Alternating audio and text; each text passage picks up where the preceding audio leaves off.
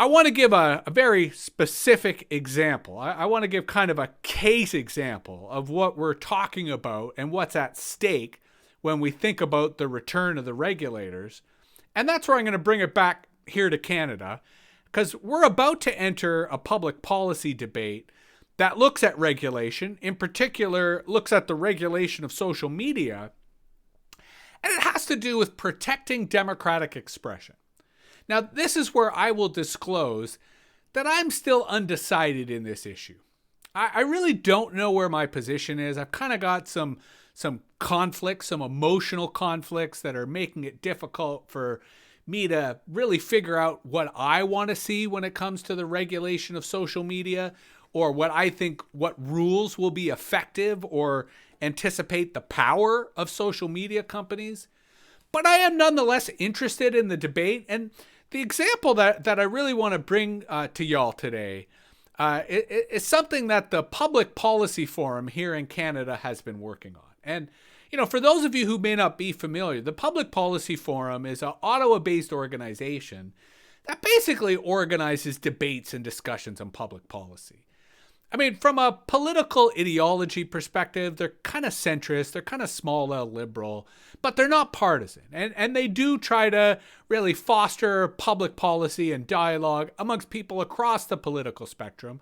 I've participated in some of their events in the past, but I do often feel that they water down or get a little bland about what they look at.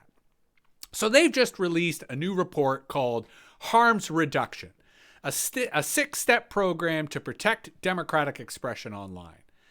And it's based on 6 principles: free speech being fundamental to a democratic society, that the rise of hatred, disinformation, conspiracies, and bullying, are having a corrosive effect on democracy, that the status quo of leaving content moderation solely to the discretion of platforms has failed, and that we need to find a better way to manage their private interests and the public good.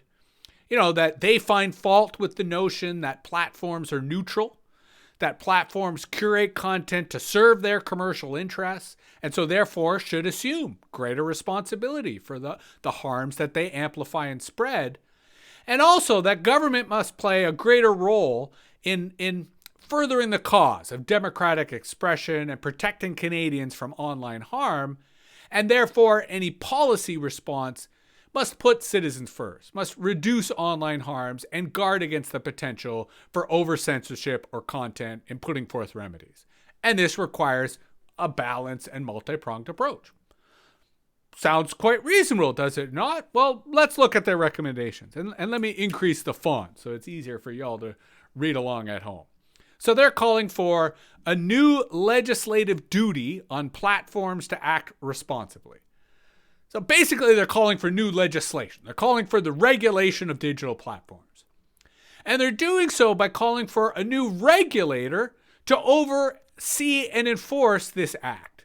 So they're not only calling for regulation of digital platforms, but a new agency, right? A new body to make sure that these digital platforms actually comply with the laws and actually act responsibly.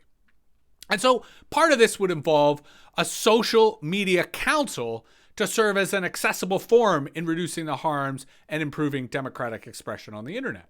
So in addition to a new regulatory body, they'd have a council of, say, wise folks who would then try to figure out and stay on top of the research of what's going on.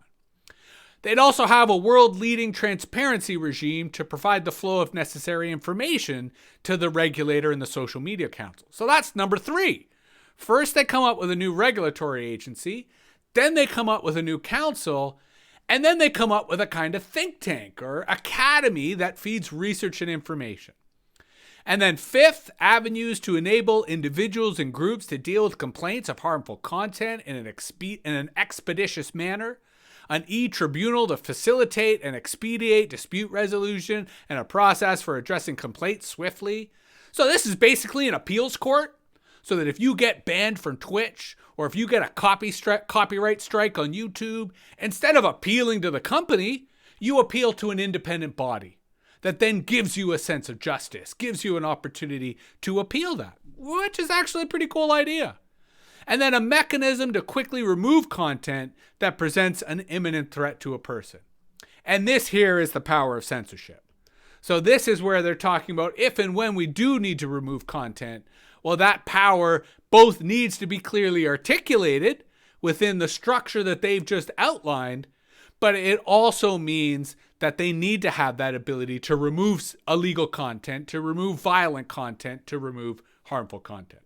So all of that's a lot. I want to take a moment to kind of break into that, but I do want to say, what's up, MooPod? Glad you could join us. And I do want to address Merlatron's comment of, feeling like the notion of platforms being neutral is like the idea of energy components being climate neutral. Absolutely. And I think that's just it. I think one of the byproducts of our growing awareness of climate change is it's making it easier for us to understand environmental effects. So it makes it easier for us to study ecology in the environment. We can then study information ecology and look at the way in which the information ecology of these platforms are polluted, are infectious. They're a pandemic unto itself. And so that, I think, has a big impact on us. And actually, while I'm on that point, MooPod, you might be interested in the subject infodemiology, where infodemiology is like the study of viruses, but on an informational level. And it's the way in which we find and track credible information. Maybe that's a subject we'll do for a future show, but I digress.